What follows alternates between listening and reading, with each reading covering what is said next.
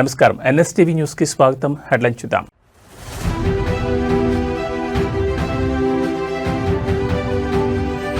జీవన్ రెడ్డికి అస్వస్థత, రాజకీయ ఒత్తిడిన food పాయిజనా?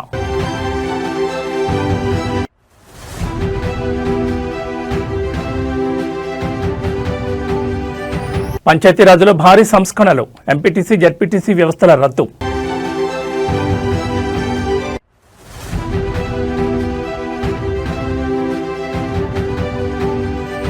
Kethanapalli chairman పీఠం కోసం కోట్ల యుద్ధం, కౌన్సిలర్కు 3 కోట్ల ఆఫర్. కాంగ్రెస్ పార్టీ సీనియర్ నాయకులు మాజీ మంత్రి టి జీవన్ రెడ్డి తీవ్ర అస్వస్థతకు గురయ్యారు. కొద్దిసేపటి క్రితమే ఆయన హైదరాబాద్లోని నిమ్స్ ఆసుపత్రికి తరలించారు కుటుంబ సభ్యులు. గత రాత్రి నుంచి ఆయన వాంతులు విరేచనాలతో ఇబ్బంది పడుతున్నట్టు తెలుస్తోంది. ఫుడ్ పాయిజన్ కారణంగానే ఆయన అస్వస్థతకు లోనయ్యారని ప్రాథమికంగా తెలుస్తోంది. ప్రస్తుతం నిమ్స్ వైద్య బృందం ఆయనకు అత్యవసర చికిత్స అందిస్తోంది. ఆయన ఆరోగ్య పరిస్థితిని డాక్టర్లు నిశితంగా పర్యవేక్షిస్తున్నారు. మరోవైపు జీవన్ రెడ్డి గత కొద్ది రోజులుగా పార్టీ పరిణామాలపై తీవ్ర అసంతృప్తితో ఉన్న విషయం తెలిసిందే. ముఖ్యంగా జగిత్యాల రాజకీయాల్లో చోటు చేసుకున్న పరిణామాలు ఆయన తీవ్రంగా కలిచివేస్తున్నాయి. గత అసెంబ్లీ ఎన్నికల్లో ప్రత్యర్థిగా ఉన్న సంజయ్ కుమార్ కాంగ్రెస్ లో కీలకంగా మారడాన్ని జీవన్ రెడ్డి జీర్ణించుకోలేకపోతున్నారు.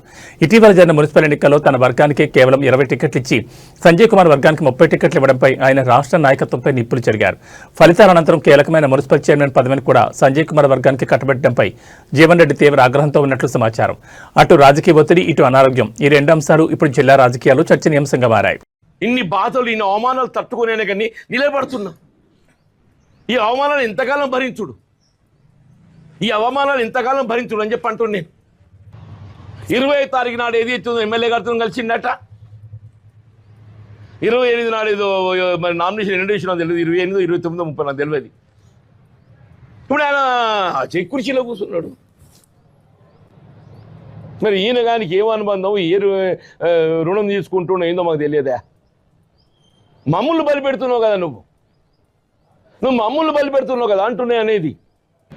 నేను బీఆర్ఎస్కి చేయలేదు, బీజేపీకి చేయలేదు.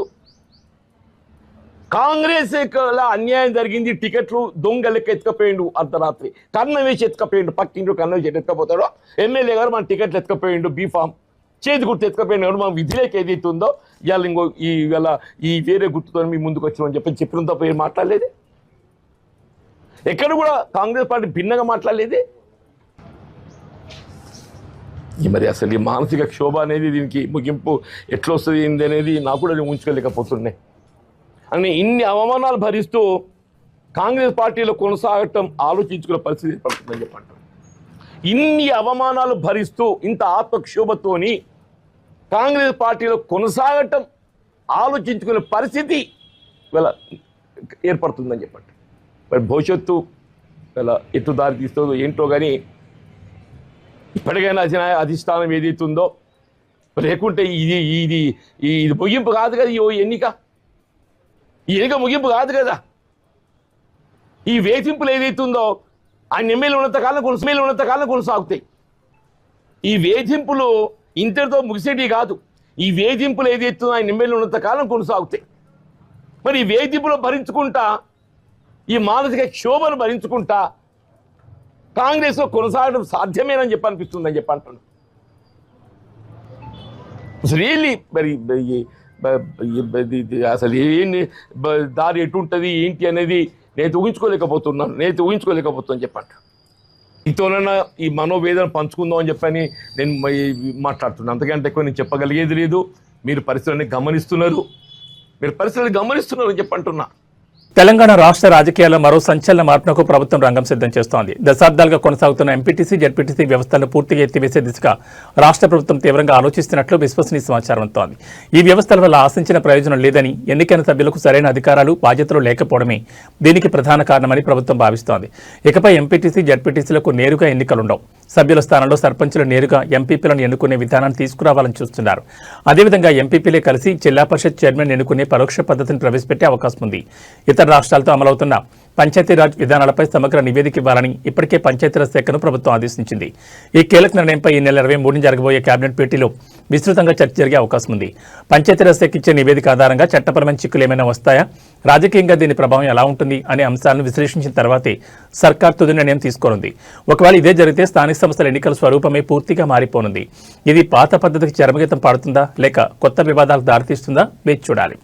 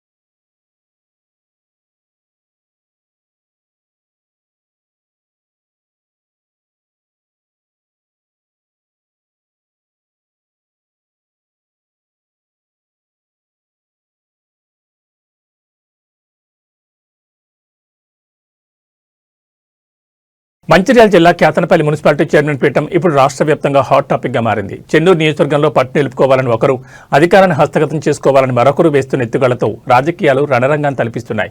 ముఖ్యంగా ఈ కుర్చీ కోసం ఏకంగా కోట్ల బేరసారాలు సాగుతున్నాయన్న వార్త ఇప్పుడు పొలిటికల్ సర్కిల్స్ లో ప్రకంపనలు సృష్టిస్తోంది. మంత్రి గడ్డం వివేక్ ఈ ఎన్నికను అత్యంత ప్రతిష్టాత్మకంగా తీసుకున్నట్లు సమాచారం.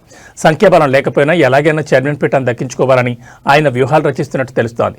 చైర్మన్ పదవి దక్కాలంటే మరో 3 కౌన్సిలర్ల మద్దతు అవసరం. ఇందుకోసం ఒక్కో కౌన్సిలర్కు ఏకంగా 3 కోట్ల చొప్పున భారీ ఆఫర్ ఇచ్చినట్లు ప్రచారం జరుగుతోంది. కౌన్సిలర్లు చిక్కకపోవడంతో వారి కుటుంబ సభ్యుల ద్వారా ఒత్తిడి తెచ్చే ప్రయత్నాలు కూడా ముమ్మరంగా సాగుతున్నట్లు సమాచారం. ప్రచార సమయంలో ఇరు వర్గాల మధ్య జరిగిన రాళ్ల దాడిలో ఓ కానిస్టేబుల్ తీవ్రంగా గాయపడ్డారు. ఈ ఘటనలో మాజీ ఎమ్మెల్యే బాలకుసుమన్ను పోలీసులు అరెస్ట్ చేసి రిమాండ్కు తరలించడంతో రాజకీయం మరింత హీట్ ఎక్కింది. మంత్రి ఆఫర్ల నేపథ్యంలో బీఆర్ఎస్ అప్రమత్తమైంది. తమ కౌన్సిలర్లు చేజారిపోకుండా వారిని రహస్య ప్రాంతాలకు తరలించి కంటికి రెప్పలా కాపాడుకుంటోంది.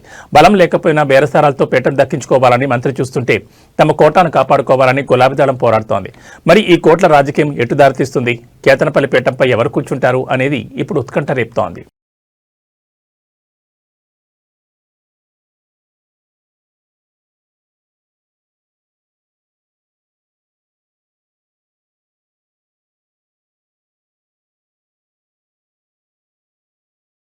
హైదరాబాద్లోని అత్యంత రద్దీ ప్రాంతమైన మైత్రివనం చౌరస్తాలో ఒక్కసారిగా కలకలం రేగింది. ఇక్కడి ఆదిత్య ఎన్క్లేవ్ భవనంలో భారీ అగ్ని ప్రమాదం సంభవించింది.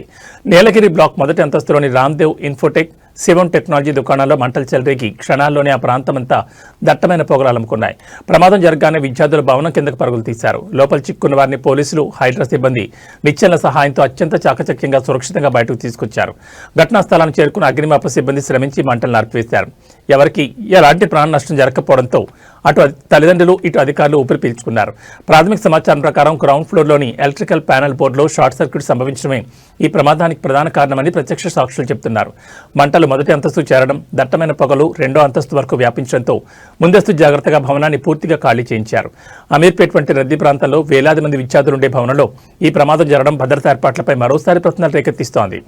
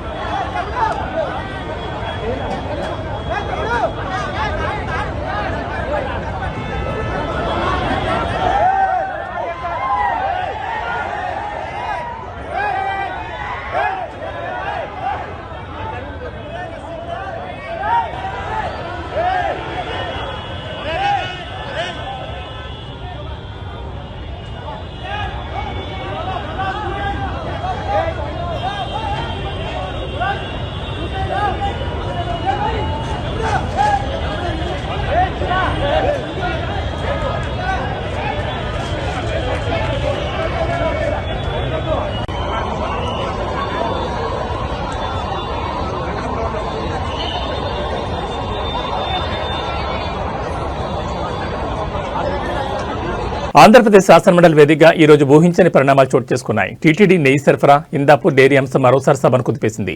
అయితే ఈసారి రాజకీయ విమర్శలు దాటి ఏకంగా దేవుడి ఫోటోలు సభలోకి రావడం తీవ్ర దుమారానికి దారితీసింది. ఇందాపూర్ డైరీ వివాదం, టీటీడీలో హెరిటేజ్ దోపిడీ అంటూ వైసీపీ ఎమ్మెల్సీలు ప్లకార్డులు చేతబట్టి ర్యాలీగా మండలికి చేరుకున్నారు. దీనిపై చర్చకు వారు పట్టుబట్టినప్పటికీ చైర్మన్ మోషన్ రాజ్ నిరాకరించారు. వైసీపీ సభ్యులు ఏకంగా దేవుడి ఫోటోలు పట్టుకుని సభలోకి రావడం అధికార పక్షాన్ని విస్మయానికి గురిచేసింది. దీనిపై మంత్రి పయ్యావుల కేశవ్ అత్యంత ఘాటుగా స్పందించారు. రాజకీయాల కోసం దేవుడిని వాడుకుంటారా? ఇది హిందూ ధర్మాన్ని, ప్రజల నమ్మకాన్ని దెబ్బతీయడమే. వైసీపీ నేతలకు దేవుడంటే భయం, భక్తి లేవు. కేవలం జగన్ ఆదేశాలనే పాటిస్తున్నారంటూ పయ్యావుల నిప్పులు చెరిగారు. మంత్రి పయ్యావుల కేశవ్ మాట్లాడుతున్న వినకుండా వైసీపీ సభ్యులు దేవుడి ఫోటోలు ప్రదర్శిస్తూ నిరసన కొనసాగించడంతో సభలో తీవ్ర ఉద్రిక్తత నెలకొంది. ఈ క్రమంలో తీవ్ర అసహనానికి లోనైన పయ్యావుల తన హెడ్ ఫోన్స్ ను విసిరి కొట్టడం చర్చనీయాంశంగా మారింది. ఈ గందరగోళం మధ్య సభను సజావుగా నడపడం సాధ్యం కాదని భావించిన చైర్మన్ మండలిని వాయిదా వేశారు. ఒకవైపు నెయ్యి కల్తీ అంశం, మరోవైపు దేవుణ్ణి రాజకీయాల్లోకి లాగుతున్నారన్న ఆరోపణలతో ఏపీ రాజకీయాలు మరోసారి హీటెక్కాయి.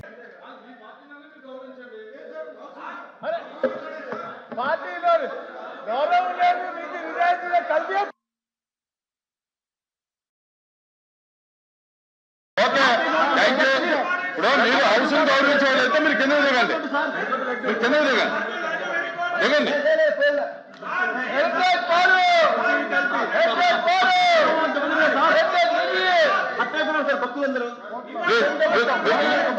మీరు దిగితే ఎల్ఓపి గారు మాట్లాడతారు.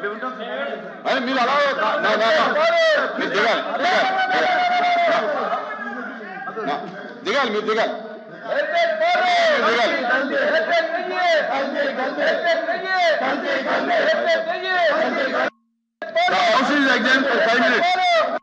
మాజీ మంత్రి వైసీపీ నేత అంబటి రాంబాబు జైలు నుంచి బెయిల్పై బయటకు వచ్చిన తర్వాత ఆ పార్టీ అధినేత జగన్ ను కలిశారు. తాడేపల్లిలోని జగన్ నివాసానికి వెళ్లి జగన్ తో భేటీ అయ్యారు. ఈ సందర్భంగా తనపై ప్రభుత్వం పెట్టిన కేసులు, టీడీపీ శ్రేణులు తన ఇంటిని ధ్వంసం చేసిన తీరు, హత్యాయత్నం, పోలీసులు వ్యవహరించిన తీరును జగన్ కు వివరించారు. అంబటి రాంబాబుతో పాటు జగన్ ను కలిసిన వారిలో ఎన్టీఆర్ జిల్లా వైసీపీ అధ్యక్షుడు దేవినేని అవినాష్, ఎంపీ పిల్లి సుభాష్ చంద్రబోస్, మాజీ ఎంపీ నందిగం సురేష్, మాజీ ఎమ్మెల్యే మల్లాది విష్ణు ఉన్నారు. ఈ సందర్భంగా జగన్ మాట్లాడుతూ తప్పుడు కేసులపై ఆందోళన చెందాల్సిన అవసరం లేదని అన్నారు. కేసులను చట్టపరంగా ఎదుర్కొందామని భరోసా ఇచ్చారు. ఇదే సమయంలో పోలీసులు వ్యవహరిస్తున్న తీరును జగన్ తప్పుపట్టారు. కొందరు పోలీసు అధికారులు కూటమి ప్రభుత్వంలోని పార్టీలకు ఒత్తాసు పలుకుతున్నారని అన్నారు. ప్రజల తరపున చేస్తున్న పోరాటంలో ఎదురయ్యే వేధింపులు, ఆటంకాలను ధీటుగా ఎదుర్కొని ప్రజలకు అండగా నిలుద్దామని చెప్పారు. పార్టీ నేతలు, కార్యకర్తలు ఆందోళన చెందాల్సిన అవసరం లేదని అన్నారు.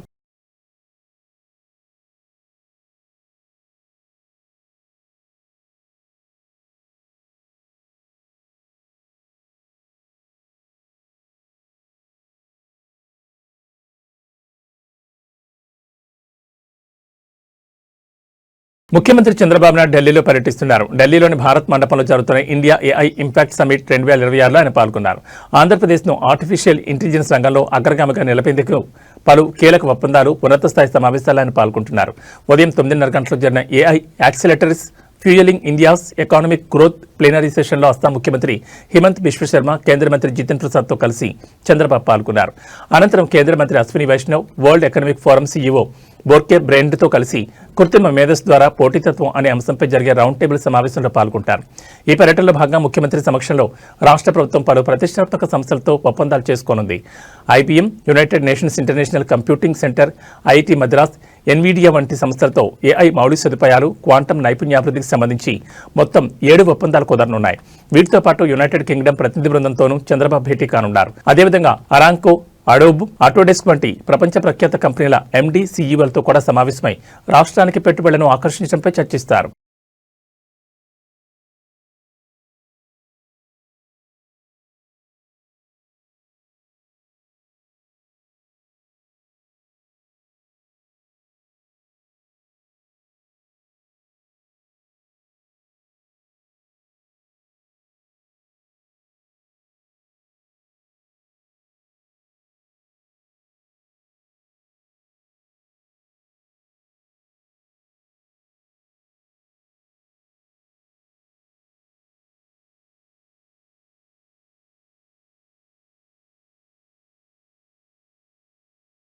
దళిత డ్రైవర్ సుబ్రహ్మణ్యం హత్య చేసి డోర్ డెలివరీ చేసిన కేసు ఏపీలో కలకలం రేపిన సంగతి తెలిసిందే. 2022 మే 19 ఈ ఘటన జరిగింది. ఈ కేసులో నిందితుడైన వైసీపీ ఎమ్మెల్సీ అనంతబాబు ప్రస్తుతం బెయిల్పై బయట ఉన్నారు. తాజాగా ఈ హత్యలో అనంతబాబు భార్య లక్ష్మీదుర్గ ప్రమేయం కూడా ఉన్నట్లు సిట్ అధికారులు నిర్ధారించారు. ఆమెను ఈ కేసులో A2గా పేర్కొంటూ రాజమండ్రి ఎస్సీ/ఎస్టీ ప్రత్యేక కోర్టులో అడిషనల్ ఛార్జ్షీట్ దాఖలు చేశారు. ఈ క్రమంలో లక్ష్మీదుర్గ కోసం పోలీసులు గాలిస్తున్నారు. కాకినాడ అడ్డతేగల్లో ఆమె లేదని, ఆమె పరారీలో ఉన్నట్లు పోలీసులు గుర్తించారు. మరోవైపు హత్య జరిగినప్పుడు తాను తమ బంధువులను పరామర్శించేందుకు ఆసుపత్రికి వెళ్లానని గతంలో ఆమె వాంగ్మూలం ఇచ్చారు. అయితే ఆమె తప్పుడు సమాచారం ఇచ్చిందని, హత్య జరిగిన రాత్రి అనంతబాబుతో పాటు ఆమె కారులోనే ఉందని సీసీ కెమెరా విజువల్స్ ద్వారా సిట్ టీం గుర్తించింది. ఈ నేపథ్యంలో ఆమెను A2గా పోలీసులు చేర్చారు.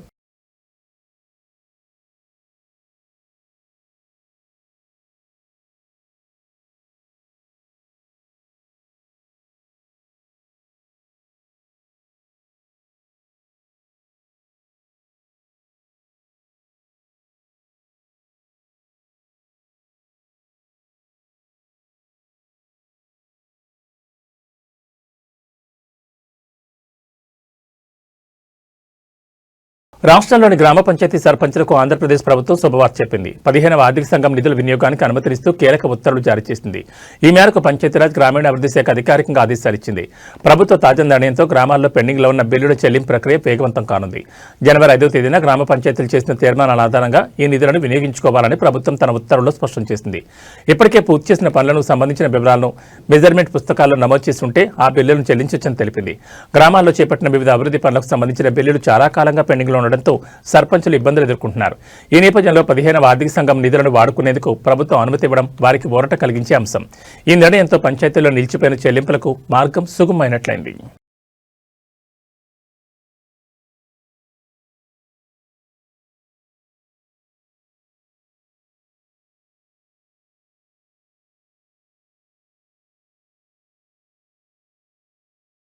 ప్రపంచవ్యాప్త ట్రావెల్ వీడియోలతో సంచలనం సృష్టించిన తెలుగు యూట్యూబర్ నా అన్వేషణ అన్వేష్ ఇన్స్టాగ్రామ్ అకౌంట్ ఒక్కసారిగా కనుమరుగైంది.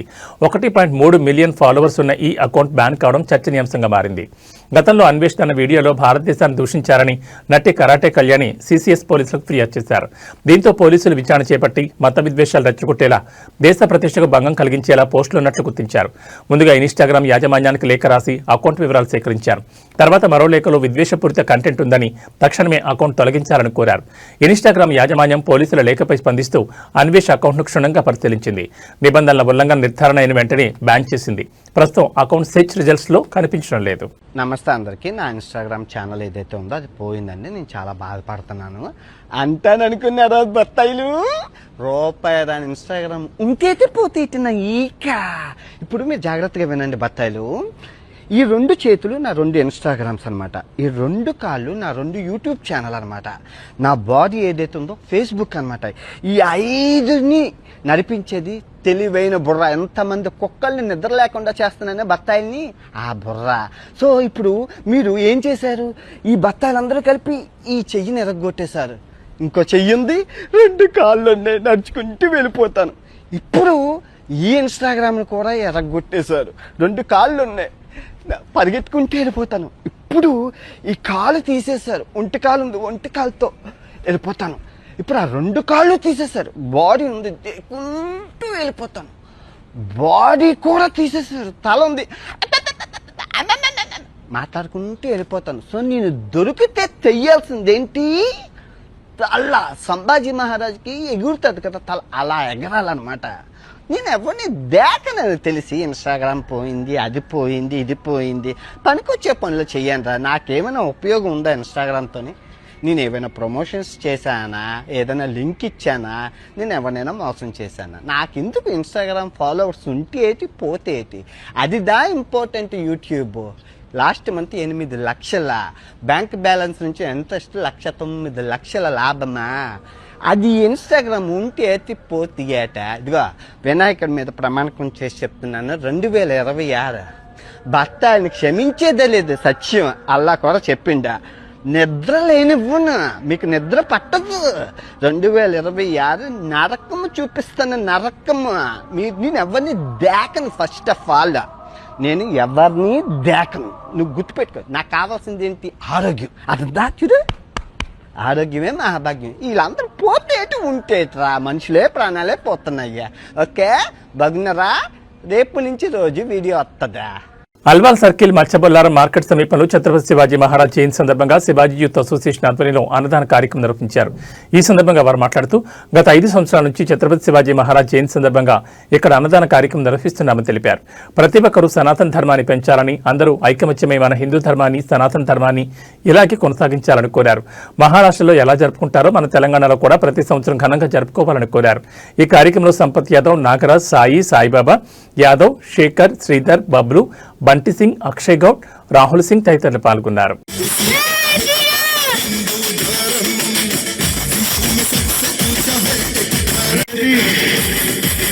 ఛత్రపతి శివాజీ జయంతి సందర్భంగా ఇక్కడ అన్నప్రసాదం ఏర్పాటు చేయడం జరిగింది. సంపద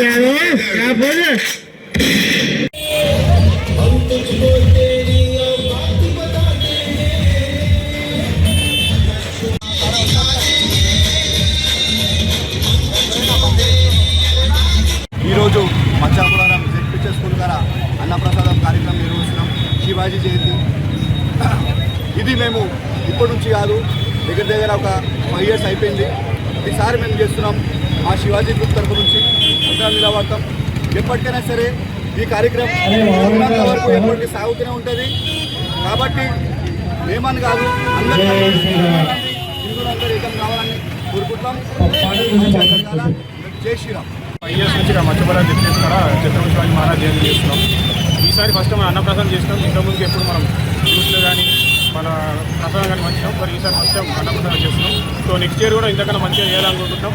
అందరు హిందువులు కానీ ఇంకా మాత్రం ఎవరైనా సరే శివాజీ మహారాజ్ని ఆదర్శంగా తీసుకొని ఆయన ఎలా మంచి కోసం పోరాడిండో, దేశం కోసం పోరాడిండో, ధర్మం కోసం పోరాడిండో, స్త్రీలను ఎలా గౌరవించిండో అలా అందరూ మంచిగా ఉండాలని కోరుకుంటున్నాం. మీరందరూ సహకార సహకారాలు ఎప్పుడు నాతో ఉండాలి. శివాజీ మహారాజ్ జయంతి శుభాకాంక్షలు.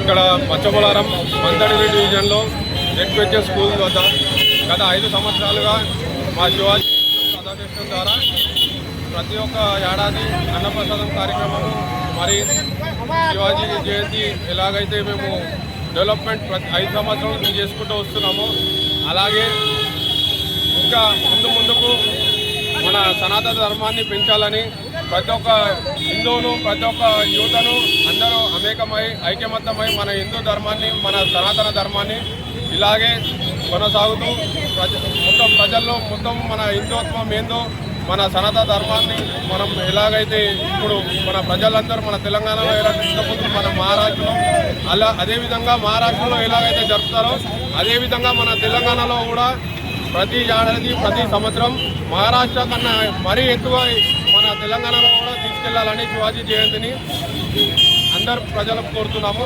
జై శివాజీ. ఇక బులెటిన్ ముగించే ముందు హెడ్లైన్స్ మరోసారి.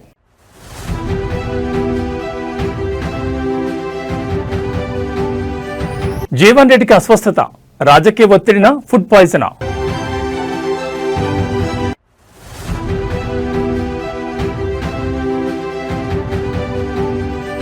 పంచాయతీరాజ్లో భారీ సంస్కరణలు, ఎంపీటీసీ జెడ్పీటీసీ వ్యవస్థల రద్దు.